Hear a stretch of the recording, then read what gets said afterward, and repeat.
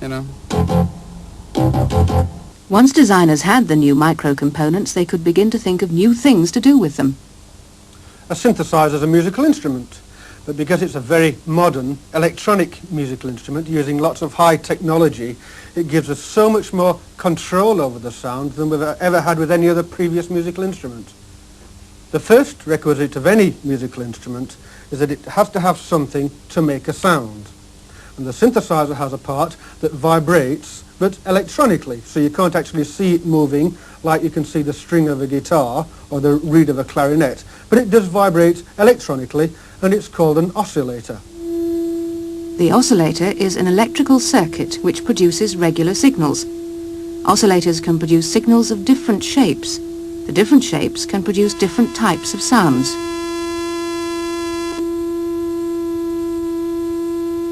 The oscillator is connected to a keyboard. The keys trigger signals of different frequencies, different musical notes. What happens next?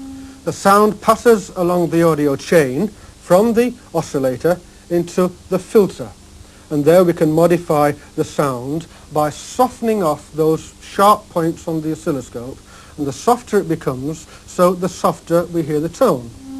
The filter is another electrical circuit. It changes the shape of the signals, and that changes the tone. The final stage in the audio chain is called an amplifier, and this determines the amplitude of the sound wave, or how big it is. And the bigger it is, the more of it we hear, so it's like a volume control. So between them, the electrical circuits produce and shape the electrical signals.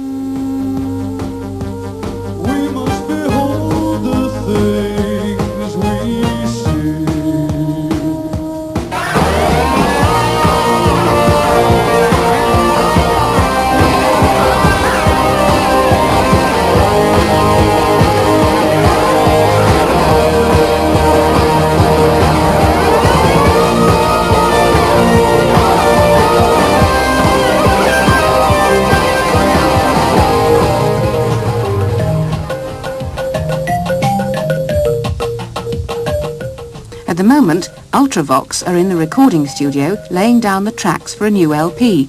Can you stick a bit of sort of room sound on this, Jim? Many of those tracks will be produced on one of the group's electronic instruments.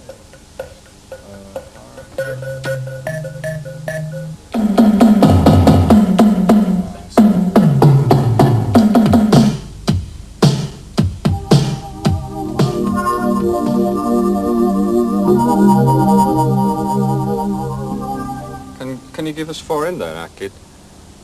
Well, stop playing tricks on me. Can we try it again from the top? The note both sound.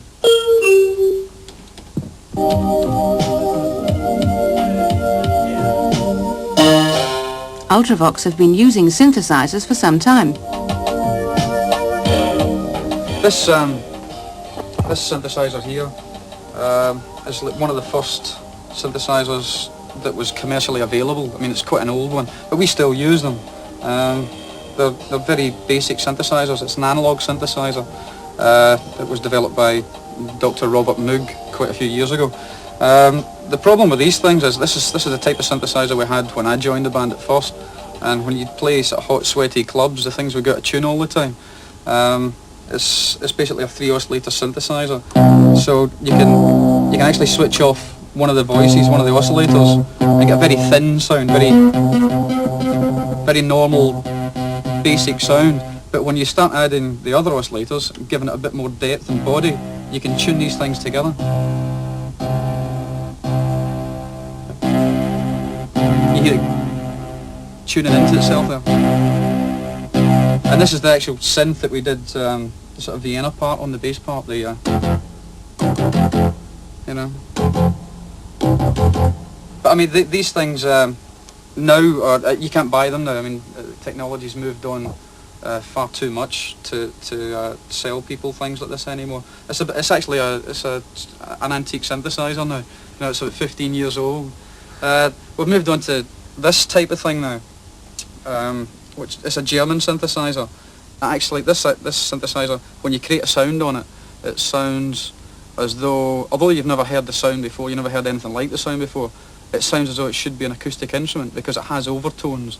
It's got 2,000 waveforms in it, so the actual waveforms can change when you play the sound, like a normal instrument would. And when you play one note on a piano, there's so many overtones and so many waves and forms inside that sound that this does the same type of thing, except you're making totally inhuman noises from it.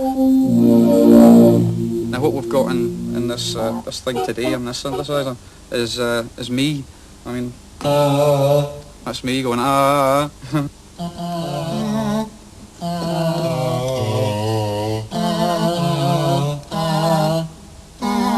This particular instrument here, or any of these instruments, you can give to 20 different keyboard players, and they'll come up with 20 different types of sound and 20 different feels that a keyboard player could play. It does anything you want it to do.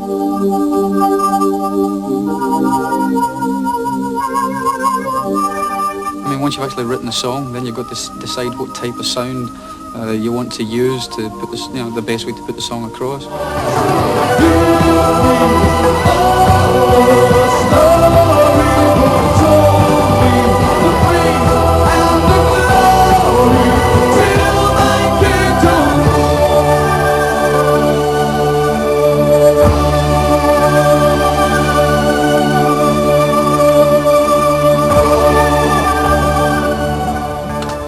This computer also plays music.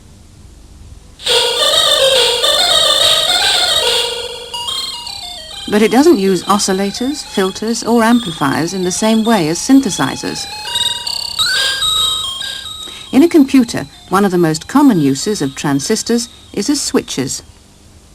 Switches may not seem very important, but if you have lots of them working on a string of noughts and ones, then you have a microprocessor. You know.